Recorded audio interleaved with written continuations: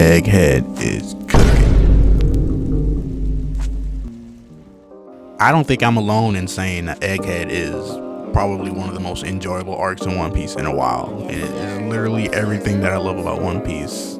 This arc is really just so succinct, right? And it just, it takes care of business. Like, it gives you everything from the world building, showing you everything is going on around the world, everything that's important. It really gives me everything, man. I love it. Some of my favorite moments from Egghead, just from the small things like Chopper and Luffy just geeking out, fanboying over the giant robot. That's actually one of my favorites. That's probably my top 3 favorite scenes in Egghead, already. I know that's weird, but it's just so cute, and I just love their interactions. Anytime I get some cute, genuine interactions with the Straw Hats, I'm a sucker for that. And also just Vegapunk himself as a character reveal is just amazing. First of all, I completely love the whole Vegapunk and his 6 satellites idea. That's such an interesting concept to think about. I think about for myself, just envision taking several distinct parts of your personality and then personifying them into their own person. Isn't that such a cool idea? Imagine being able to talk to 6 different versions of yourself, but only one corner of your personality. Each one is you, undeniably, but they're just one part of you. This is such a cool idea. But yeah, everything about Egghead is just completely cool. Particularly ever since the anime returned in April of 2025, the story has been cooking, man. It has been non-stop, just phenomenal. And I just want to get some thoughts out because I don't really know many One Piece fans in real life, so I gotta get these thoughts off. Also, I am anime only, so I have no idea what's going on in Elbaf in the manga. I'm not there yet. I'm anime only, and I'm only recently watching sub. I used to be primarily a dub watcher, but the story got so good that I just had to get caught up in the story. First off, we got everybody in the world finding out about the news about both Garp and then the Straw Hats at Egghead. First of all, why is this dude so spooked by a baby? Bro, is you serious? Bro, tee up. Come on, man. Come on, dog. What? Come on. My guy. But then we got this whole global disaster hole opening up like me after Taco Bell. Okay. I love how things have consequences, with Emu blowing up Lelouchia, completely eradicating Lelouchia, and then it is, first of all, this illuminates how sick Emu is, whether or not Emu anticipated these consequences, these global consequences. But Luffy really does give out his government name, social security number, bank account number, address. Bro, every dang time, dude. Why does he feel the need? We've known this about Luffy. He just goes in any situation with his balls hanging out. So color me surprised, we're not surprised at all about this.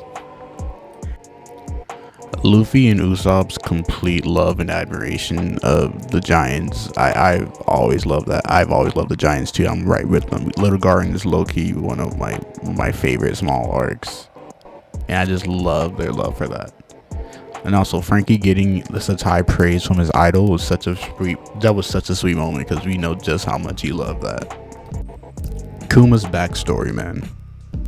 Everything about this story is just so heartbreaking and tragic and honestly inspiring. Kuma is probably one of the most iconic and kind characters in One Piece, and everything that he goes throughout the story, right, everything that he's done in the One Piece story is so heartbreaking when it's recontextualized with this new information, right? Because the thing about Kuma's backstory is that it puts so many things in perspective. So many things make much more sense in retrospect, right? Looking throughout the One Piece series, Ivankov and Kuma and Marineford, Akainu's conversation with Bonnie when he had her tied up makes so much more sense in retrospect.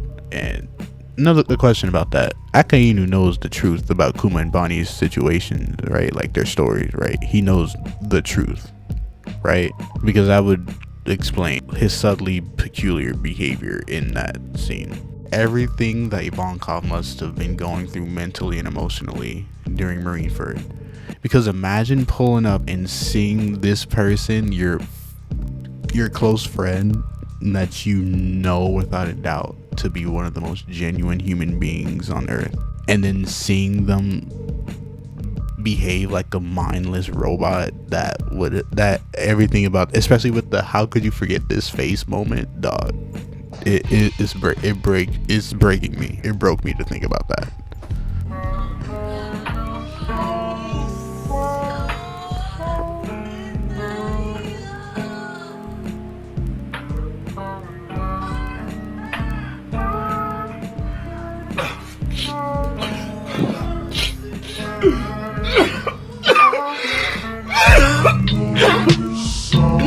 Another thing about Kuma's rampage through Marie's Wall, he has enough wherewithal to vocalize a named attack in combat, that being Ursa's Shock.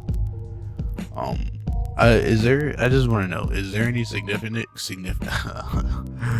I can't talk, bro. Is there any significance to that? Like, is there, like, truly, is there any significance to the fact that he can, say attacks? Like, he can talk. Like, that was him speaking. Like, he doesn't talk otherwise in any other context. So is that a clue to maybe his sense of self isn't completely gone? I mean, we know that it isn't completely gone because he's doing what he's doing, right? But I don't know, is there like hope for him regaining like complete control of himself? Because Bonnie's crash out against Saint Saturn is completely justified. If my devil fruit works on my imagination, bro, I am imagining you in hell, bruh. Also, dude, this shit is so funny. Look at the pacifista just casually turning around, lining up this shot. Like, the candidness with which he did that was just so funny to me. I don't know. So then we get to the present, and dude, everything with Bonnie has me in tears, because why has she lost her will? Why is that the key? Like, the reveal that her imagination is the key to her devil fruit, and that the reason why it's not being effective is because she's just lost that will. Is that's killing me, dude. And then we get the reunion of the story, dude, when Kuma pulls up and gets that hit off on Saturn. I'm telling you, bro, this is much more of a satisfying hit than Luffy on Charlos and Sabaody. This hit was so cathartic. It led to me feeling so vindicated. I know everybody needed that. We needed that. We needed to see Saturn get his shit kicked in, dude. And this rivals Luffy's punch in Sabaody. I think it's better than Luffy punching Charlos in Sabaody. At least in terms of just personal emotional impact, this is king, because ooh-wee, that was crazy. But then we fast forward a little bit. First of all, we have a Buster Call, right? And which is insane. You could see the utter devastation and dejectedness of Vegapunk seeing his life's work about to be taken. And then we get Dorian Broggy, the giant pirates. I can't wait. This is phenomenal. I just really want to truly express how much I love this series and how much I think it is really cooking right now. And I don't know, what are y'all thoughts?